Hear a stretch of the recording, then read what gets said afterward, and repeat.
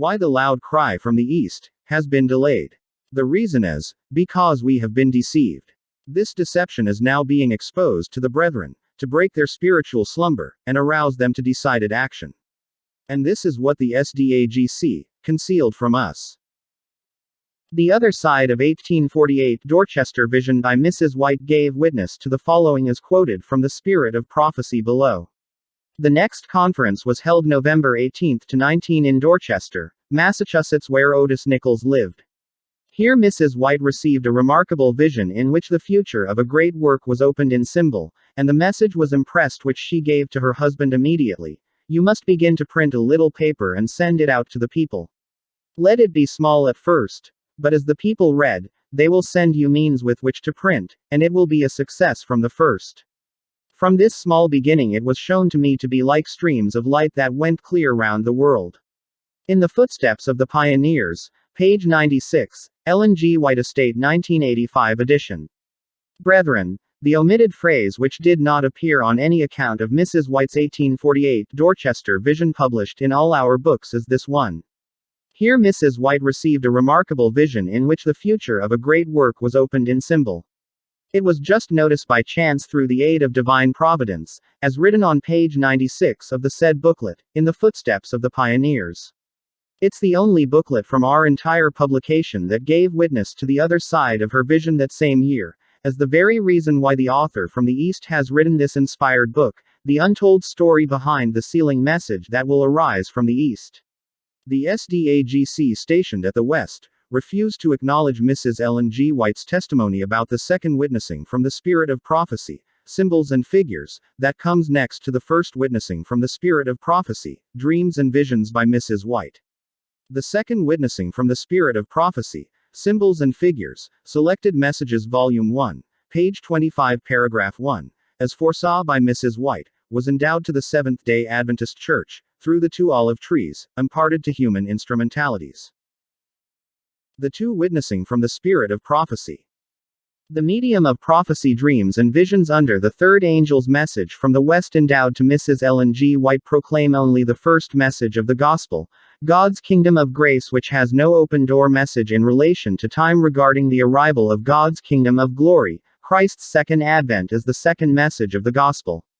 Because the message of the arrival of God's kingdom of glory will be proclaimed by Revelation 18:1, whose glory arise from the east is same direction where the glory of Christ's second coming will arise. This two messages of the Gospel, God's kingdom of grace is proclaimed by the third angel's message from the west, and God's kingdom of glory is proclaimed by Revelation 18:1 from the east, also known as the fourth angel's message, unite during the days of the voice of the seventh angel, Revelation 10:7, when the mystery of God should be finished, as promised in the Bible and the Spirit of Prophecy. See Desire of Ages page 234 paragraph 4. Their union was the exact fulfillment of the second half prophecy of Isaiah 59:19, so shall they fear the name of the Lord from the west, and his glory from the rising of the sun. According to Mrs. White, the most fearful warning ever addressed to mortals is contained in the third angel's message, The Great Controversy page 449 paragraph 2, that arise in the United States of America located in the West, the fulfillment of the first half of the prophecy of Isaiah 59:19. While the glory being mentioned in the second half of Isaiah 59:19 refers to the glory of Revelation 18:1, and the earth was lightened with his glory. Revelation 18:1, and after these things I saw another angel come down from heaven having great power, and the earth was lightened with his glory. The prophecy of Isaiah 59:19's his glory will arise from the rising of the sun, foretold clearly the direction where the glory of the genuine Revelation 18:1 will arise from the east, and not from the west where the SDA Church, Seventh-day Adventist Reform movement claiming to be the group of people symbolizing Revelation 18:1 was founded. Germany or Alemannia, where the SDA Church was founded, was formerly one of the 10 divisions of the Western Roman Empire that does not comply with the direction specified in the prophecy of Isaiah 59:19. As SDAs, we are all familiar with the preaching of the third angel's message that proclaims the first message of the gospel, God's kingdom of grace, Christ's first advent. But we seldom heard of the preaching of Revelation 18:1 message that proclaims the second message of the gospel, God's kingdom of glory, Christ's second advent, in the pulpits of our church. Simply because the preaching of Revelation 18:1 message in the pulpits of our own churches has been doubted by the vast SDA majority as belonging to the SDARM. But the fact is that there is a big difference between the counterfeit Revelation 18:1 that comes before the genuine Revelation 18:1 whose glory arise from the east as explained below. The counterfeit that comes before the genuine. The counterfeit. The SDARM Church claiming to be the group of people symbolizing Revelation 18:1 that was founded in the West, separated itself from the three angels' messages under the banner of the SDA Church, and became independent since 1925 when it was organized in Germany as one of the former 10 divisions of the Western Roman Empire. There is no such thing as becoming independent by attempting to create another organization aside from the SDA Church, as warned by the Spirit of Prophecy in Selected Messages Volume 3 page 26 paragraph 5. The genuine. While the genuine Revelation 18:1 message from the East did not separate from the third angel's message from the West, but unites with it as proven by the Spirit of Prophecy quoted below. Then I saw another mighty angel commissioned to descend to the earth, to unite his voice with the third angel and give power and force to his message. Great power and glory were imparted to the angel, and as he descended, the earth was lightened with his glory, referring to Revelation 18:1 from the East. The work of this angel comes in at the right time to join in the last great work of the third angel's message as it swelled to a loud cry.